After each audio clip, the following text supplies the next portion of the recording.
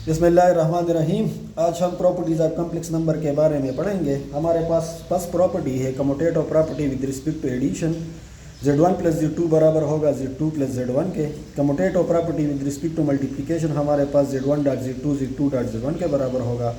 Associative property with respect to addition Z1 plus Z2 plus Z3, इन दोनों को bracket में बंद करना है और is equal to Z1 plus Z2 plus Z3, यहाँ पर इन दोनों को ब्रैकेट में बंद करना है। इन दोनों को ऐड करना है, इसके बाद Z1 के साथ इसको ऐड करना है और यहाँ पर Z1 Z2 पहले हम ऐड करेंगे, इसके बाद Z3 को ऐड करेंगे। Associative property with respect to multiplication ये हमारे पास किस तरह आएगा। Z1 bracket Z2 Z3 is equal to Z1 Z2, यहाँ पर इन दोनों को ब्रैकेट में बंद करेंगे और Z3 को बाहर लिखेंगे। पहले हम इन दोनों को मल्टीप्लाई करेंगे, इसके बाद Z1 के साथ इसका मल्टीप्लिकेशन होगा और राइट हैंड साइड में Z1 Z2 को मल्टीप्लाई करेंगे और इसके बाद Z3 को मल्टीप्लाई करेंगे। अच्छा, डिस्ट्रीब्यूटिव प्रॉपर्टी हमारे पास किस तरह आएगा। डिस्ट्रीब्यूटिव प्रॉपर्टी ऑफ मल्टीप्लिकेशन और एडिशन ये इस तरह पढ़ेंगे हम। Z1 into Z2 plus Z3 बराबर होगा ये Z1 Z2 plus Z1 Z3, ये इसका राइट हैंड साइड है और इसका लेफ्ट हैंड साइड है। इसके बाद है हमारे पास additive identity. A complex number C plus D iota. C plus D iota is called the additive identity of the complex number A plus B iota if A plus B iota plus C plus D iota अगर ये हमारे पास बराबर आ जाए किस चीज़ के, A plus B iota के, तो हम कहेंगे कि C plus D iota A plus B iota का एडिटिव आइडेंटिटी है। अगर हम इस पर थोड़ा सा बात कर लें तो ये तब पॉसिबल है जब हमारे पास ये C प्लस डी आयोटा जो है, C प्लस डी आयोटा ये हमारे पास इस फॉर्म में आ जाए। मतलब अगर ये हमारे पास ज़ीरो कम्प्लेक्स नंबर के फॉर्म में आ गया तो हम C प्लस डी आयोटा को A प्लस बी आयोटा का एडिटिव आइडेंटिटी इसको कहेंगे। इसको हम इस तरह भी लिख सकते हैं, अगर C plus D iota sipper plus sipper iota के बराबर होगा तो A प्लस बी आयोटा हमारे पास आएगा। किस तरह, A plus B iota plus zero iota. अब यहाँ पर रियल और इमेजिनरी पार्ट को अलग अलग ऐड कर लो। ये हमारे पास आएगा A प्लस ज़ीरो आएगा, A plus zero plus B iota plus zero iota. इसको हम फिर इस तरह लिखेंगे कि A प्लस ज़ीरो और ये इस तरह लिखेंगे कि B प्लस ज़ीरो और आयोटा को हमने कॉमन कर लिया तो ये हमारे पास आएगा A प्लस बी आयोटा। तो A plus B iota plus C plus D iota A plus B iota के बराबर आएगा अगर हमारे पास ये सेकंड वाला कम्प्लेक्स नंबर है जिसको हम इसका एडिटिव आइडेंटिटी कहेंगे।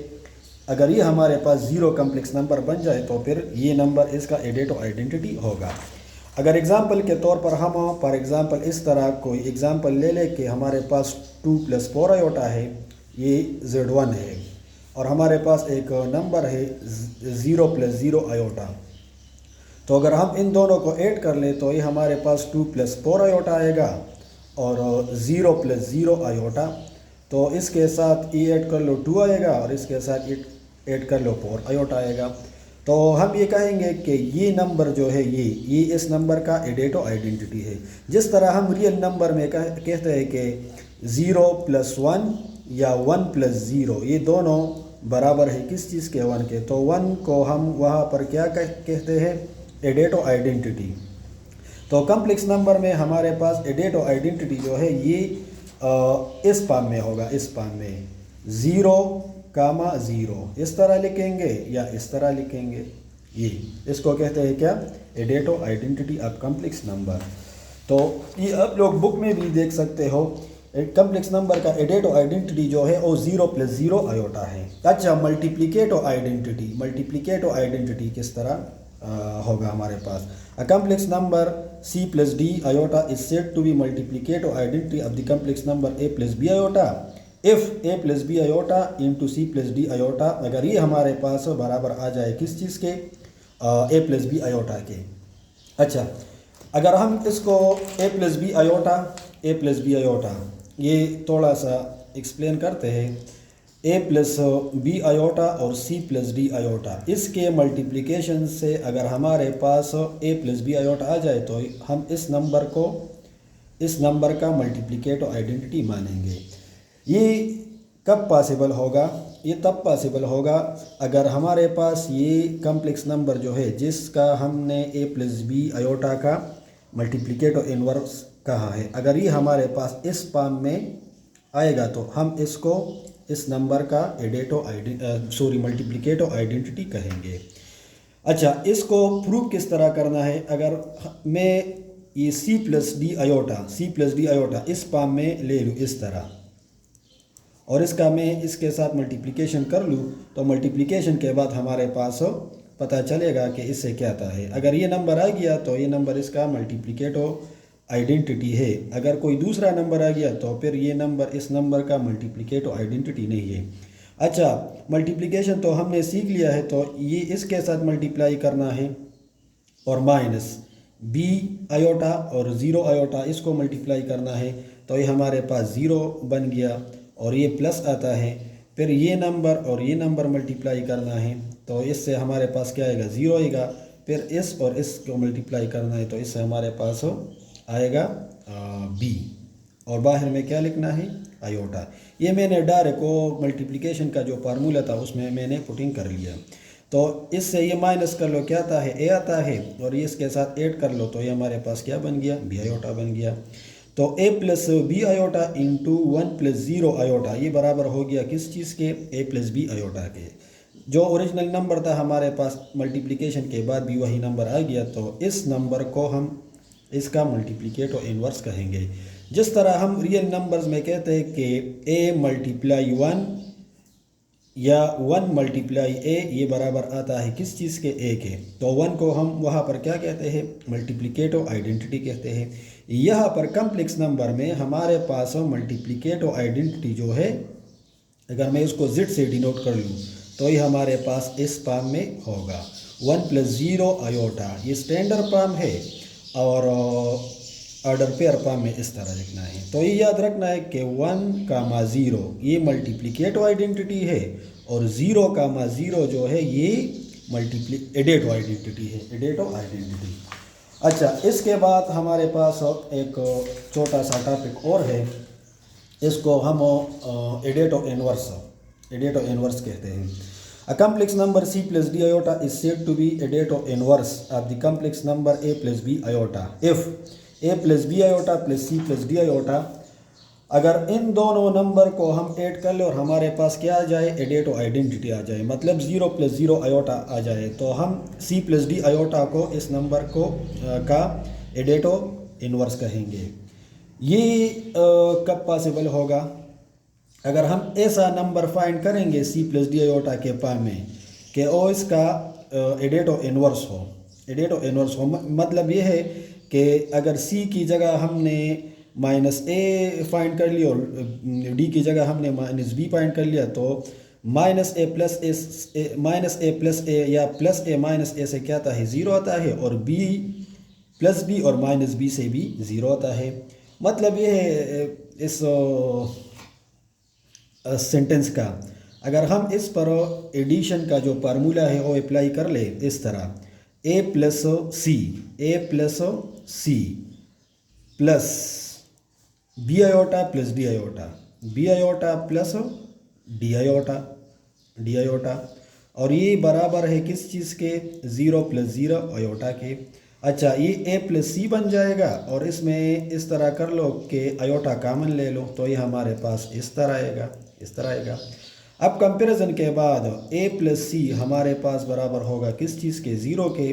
तो a हमारे पास आ गया क्या? माइनस सी, और ये b प्लस डी ये बराबर होगा, यहाँ पर आयोटा का कोफिशिएंट ये हो, यहाँ पर आयोटा का कोफिशिएंट 0 है, तो b प्लस डी बराबर हो गया 0 के। तो यहाँ पर हमारे पास d की वैल्यू आ गई माइनस बी, तो a हमारे पास कितना आ गया? a माइनस सी आ गया, या इस तरह लिखो कि c is equal to minus a, और यहाँ पर d हमारे पास आ गया किस चीज़ के? माइनस बी के। तो हमने किस नंबर को इस नंबर का एडेटिव इनवर्स कहा था?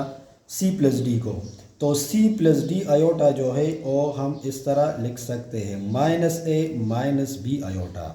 अब वो माइनस और प्लस ए से क्या आता है, ज़ीरो आता है, और minus B iota plus B iota से भी ज़ीरो आता है। तो किसी नंबर का एडेटो इनवर्स, कम्प्लेक्स नंबर का एडेटो इनवर्स क्या होगा, बस सिंपल ये करना है कि ए और बी का साइन चेंज करना है। अगर ये दोनों प्लस हो तो दोनों माइनस आएंगे, अगर दोनों माइनस हो तो दोनों प्लस आएंगे, या एक प्लस हो एक माइनस हो तो साइन तब्दील होगा यहाँ पर। अच्छा, इसके बाद हमारे पास है multiplicative inverse. A complex number c plus D iota is said to be multiplicative inverse of the complex number this if a plus B iota into c plus D iota, अगर ये हमारे पास बराबर आ जाए किस चीज़ के, 1 प्लस 0 आयोटा के। 1 plus 0 iota का मतलब क्या है, मल्टीप्लिकेटो आइडेंटिटी है।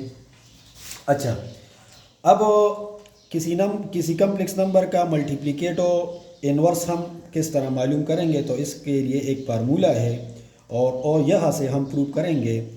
मल्टीप्लिकेशन के बाद ये दोनों नंबर जो है ये हमारे पास ए से आएगा, A C minus B D, मैं डायरेक्ट इसको लिखता हूँ, और प्लस ये आएगा A D plus B C iota is equal to 1 plus 0 iota, ये आ गया। अब कंपैरिजन के बाद हमारे पास इस तरह आएगा कि a C minus B d is equal to 1 and a D plus B c is equal to 0 आएगा। अच्छा, इस तरह कर लो कि इस नंबर से डी की वैल्यू निकालो, तो ए डी हमारे पास बनेगा माइनस बी सी के, और डी इज इक्वल टू ये बन गया minus b c divide by a आ गया।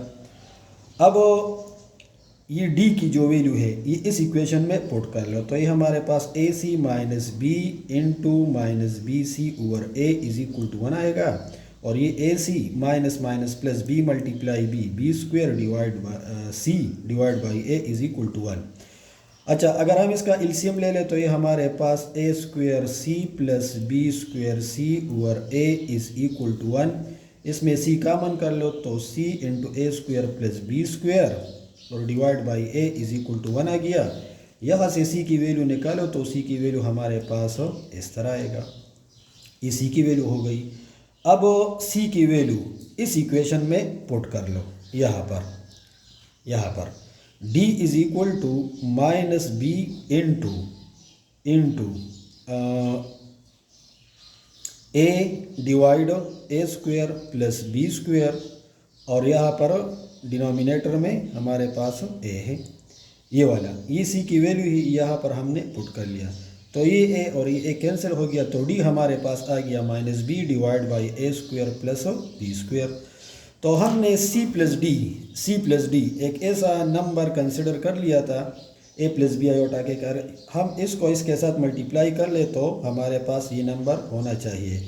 तो अब क्वेश्चन ये है कि सी प्लस डी किस फॉर्म में होगा, तो हमने मालूम कर लिया मैथमेटिकली, हमने ये नंबर लिया था कि सी प्लस डी आयोटा ये ए प्लस बी आयोटा का मल्टीप्लिकेट इन्वर्स होगा जब हम ये नंबर इसके साथ मल्टीप्लाई करेंगे और हमारे पास 1 प्लस 0 आयोटा आ जाए, तो ये नंबर जो है ये कन्वर्ट हो गया। ए की वैल्यू हमारे पास कितनी है, सी की value A divide by A square plus B square, और ये माइनस प्लस माइनस डी की वैल्यू लगानी है B divide by A square plus B square iota, ये इसका स्टैंडर्ड फॉर्म हो गया।